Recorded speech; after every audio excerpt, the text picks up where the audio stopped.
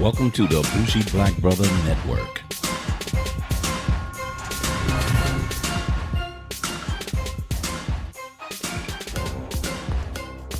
Good morning and welcome to Fade to Black Cinema. I'm Michael, your Bougie Black Brother, and I'm here with my co-host Alicia. Hello.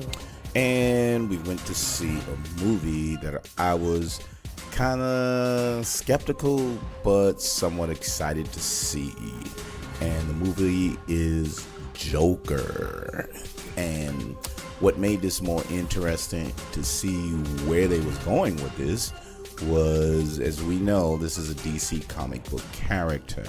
And you had the Joker, who started with Jack Nicholson, and then moved on to, I just forgot his name. The one that was in the Christopher Nolan series with Batman.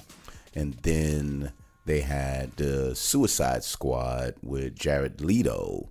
And so there was a lot of different characters who played Joker. And not to forget, the Joker played in the Batman TV series. You talking about the Phoenix guy? No, not Phoenix. The one that was in the Batman series with Christopher Nolan. That's what I was talking about. Okay. But so this was an origin story. If you notice, and if you go and trace back, there was only a couple of issues showing how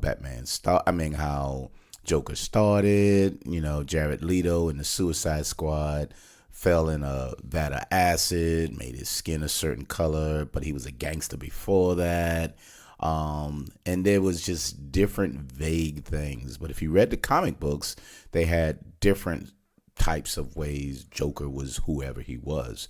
So this one came out, and it seemed like this was something that started from a person who just going through a whole lot in his life and changed. So I wanted to see that, and Alicia and I wanted to go through the process and say, let's see what this is all about. You wasn't really, were you interested in it though, baby? Into seeing the Joker? Yeah. You know, me is like, I don't see the reviews. Right. Or, previews, excuse me. But no, I didn't mind wanting to see it. I really didn't know the storyline. Like Michael knows, I go in just blindsided, which is good. It's better for you to go blind.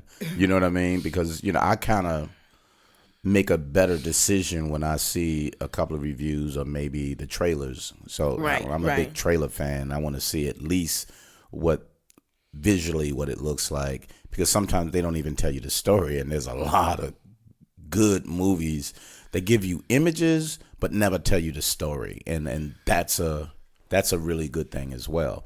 But this one, again, we had a backstory of Joker from other TV series and movies, so it was like, let's see where this one wound up.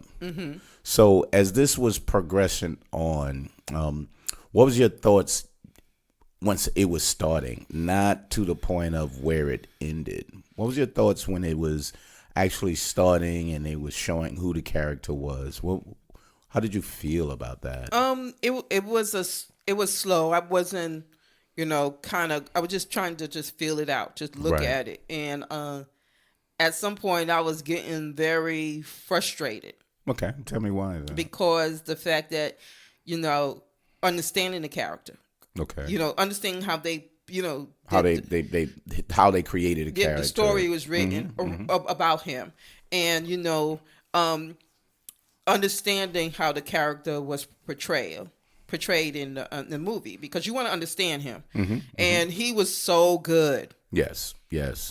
And I really loved his acting. He was amazing. Yeah, very. The storyline was just off for me.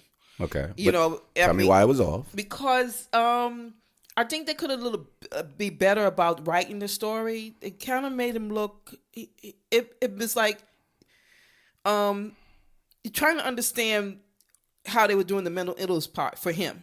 Okay. Because you didn't see it until later on. the effect of mental illness for him. Okay. Because you try to say, okay, see what he's going through, what he's doing, and you didn't understand that he had mental illness at the very beginning. You just thought he was just basically crazy. No, you didn't. Well, to me it did, because I didn't know that it was mental illness was affecting him at that time. Okay. Because mental illness affect people differently. Yes, absolutely. And so seeing how he just little things about him, and then gradually seeing, okay, dude, he not only was crazy, then you saw that his mother had a lot of effect on what he was going through. Right. And then you saw how his mother was just like mentally, his mother, you see the mental illness of his mom. Yeah. At the very beginning, you saw that. Yeah, there was something wrong with her. Right. And then you see him taking care of her. And right. You didn't, and then the thing she was doing, this woman was definitely crazy. Because at the beginning she was writing letters, and she was writing letters to a damn Batman's, what's his name? You know what I'm talking about. Yeah. And you was like, that's not his father. At the very beginning, you kind of knew. Mm-hmm. Why she was doing it, because something was wrong. And then when he finally got told the story, then you start to see the change in him. Mm-hmm. You understood what he was going through. He was like, what the hell? You know what I'm saying? Right, and so right. I think that the story could have been a lot better in explaining itself for me. So you wanted more as it was going along to explain more than waiting until later. Yes. Okay. Yes. Okay. Because mental illness is a serious issue. Yeah. And they made him look, he's not mentally, you just thought, we've been watching Batman since we were little kids. Mm-hmm. Joker was just crazy. Yeah. They never, he was just fucking crazy. But you got to understand, when you say a person is crazy, that is a form of mental illness. Well, but he's a character in the movie. Yeah, I got that. And for years, nobody mentioned, we watched it there was no mental illness. I've never seen it as mental illness. I just knew he was just crazy, because there is crazy people out there who are not mentally ill. Okay, give me an example. I can't give you an example, but I know. So what I'm saying is, we take for granted that people who act a certain way, there's something wrong. Okay, now, let me give you an example. You have people who are violent. That's anger, and they can't control their anger. Yeah, you would say that's crazy. You're always angry all the time. But that's a form of it's a psychological flaw that keeps them angry. And if until you get that corrected, there's a problem with you. Okay, so but they would scientifically or psychologically, they would say that's a mental illness, because regular people don't act that way. Okay, so if he wasn't dressed up in a clown suit, then I would be like, yeah, he's mentally ill. So, but your assessment of a person who's mentally ill and crazy, clowns are what? Clowns are fucked up. You see? I'm just saying. And that may be something within me, but them motherfuckers are crazy. And I'm like, see? That fucking crazy clown looking motherfucker, that's crazy. Listen, I'm not, I have never been a clown fan. Nah, me neither. So even when they didn't have it, I did not like clowns. The clowns was just weird. Exactly. I wasn't scared for a while, but then it started looking like, then they start wearing the makeup really fucked up. See? And you kind of like, damn, this is like a dead funny motherfucker. Yeah, and it was like, it's so weird. But that's not crazy. That's a costume. But because remember, Joker is a clown. No, so Joker plays a clown who's mentally fucking crazy. Yeah, but when we were growing up, he was a clown that was weird. But sweetie, but we never thought you can't relate. I can't relate. I couldn't relate even with him being the Joker and dressed in a clown suit as part of mental illness. No, of course not. At that time. But now that we're looking now at the Joker, the movie. But see, you're missing something. Wait. Let me go back, because it was way before that. Because when they had, was it Dark Knight? He was in that that's one? what I mean. Yeah. Go ahead. No, go ahead, finish it. No, I've been saying that's the Dark Knight showed you how this guy had mental issues. Yeah, but okay, so just because they don't say he has mental issues don't mean he doesn't have mental issues. But okay, I didn't see it that way. No, I'm not saying you have to see it. I'm not saying that. So don't get me wrong when I'm saying, "Oh, you missed it all. What's the matter with you?" I'm not saying that. But what I am saying to you is the society we grew up in, we had an extreme version of mental illness, not mental illness. Because there's people who had, what is the new thing now? Bipolar. It was never defined. But there was people who had that. That's a mental illness. But they never defined it. So they're just saying that person got a problem. PTSD. PTSD is a form of mental illness. Yeah, but it was never defined. Right, exactly. So when you think about mental illness back then, I know what mental illness was back then because I was dealing with it with family. Where we see, like you said, the current time mental illness totally, not different, but they added more to mental illness because it is a mental illness. Right. You saw more of a schizophrenic type illness than the other portions of manic depressive, bipolar, all these other categories that people ignored for years because they was never diagnosed correctly. That's a mental illness. So what they did with this movie was say, you've been watching Joker for years. This guy's always had a mental illness. And this is what the movie was bringing out. But on the other side, it doesn't excuse a person for acting out on it. Yeah, but I mean, with the Joker, they really brought the issue to the table. Whereas Dark Knight didn't. No, this dude was out of control, and he was so smart, you couldn't even do nothing because he was smart and crazy at the same time. Which made it what a hell of a character, you know what I mean? Yeah, but see, in Joker, they justified the means by saying this is why he's the way he is. Yes. Okay. Whereas, like I said, in the other movies, they didn't even address the issue. But they ignored it though. Right, they did because they had people. They want people to say that he's just crazy, in a clown suit. Yeah. So his name is Heath Ledger. I'm sorry. Heath Ledger. Yeah. But Heath Ledger played such a phenomenal villain.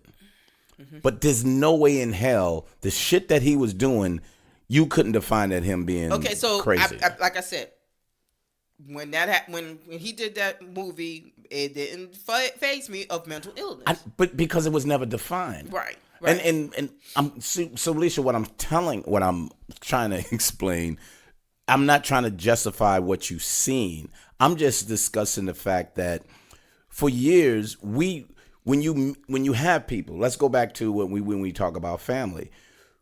When I was younger, I had uncles that had mental illness. But we just said, just leave him alone, leave him in the back room. He goes to work, he come home, but he doesn't deal with anybody. But as you got older and understood what mental illness was, you realize, damn, I got a lot of family with some fucking mental problems.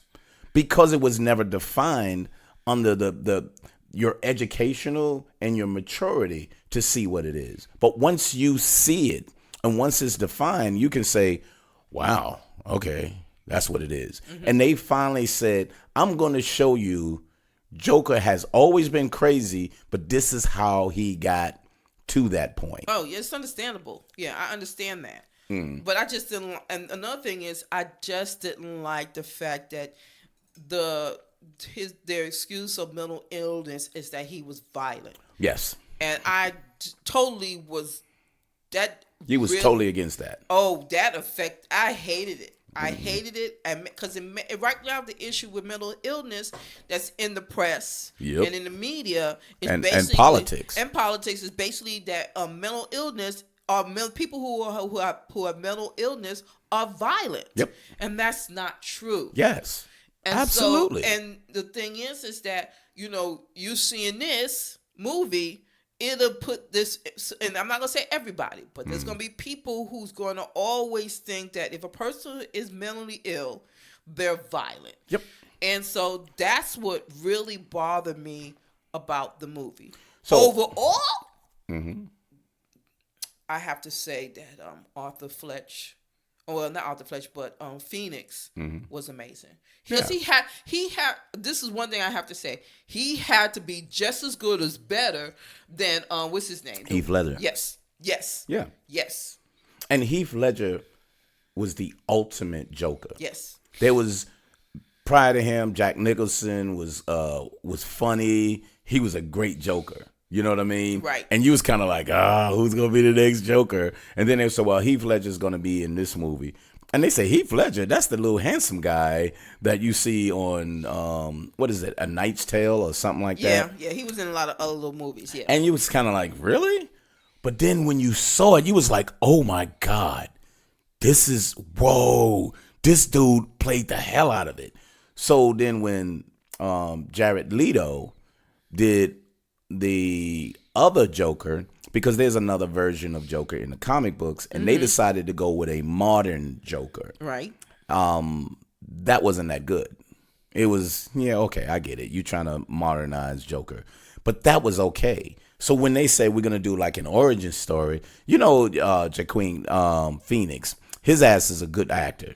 There's some movies when you see him in, there's a movie we got to see called The Masters. He's on that. When you see him on there, now I seen like excerpts. That's why I really wanted to see it after the fact. He is amazing. He physically and mentally gets into the role. And when you saw him on there, you see him physically. He lost all that weight. He had the physical tics of a person who had problems. You saw the emotional turmoil that he was in, and he played it to a T. But back to your point of the mental illness, my point of not being comfortable with it is how the media plays off, or people will play off and say, well, you see, here's the problem. The problem is I've had a bad childhood, so I'm killing people, and that's my excuse, just like the Joker. No. You can't use shit like that to do violence, and then there's people who look at it in that way. So to me, that it makes me uncomfortable because of that. And I don't want people to use that as an excuse, but you never know, because people got shit in their mind that way. Yeah. Overall, he if it wasn't for him, this movie wouldn't be as good as it is.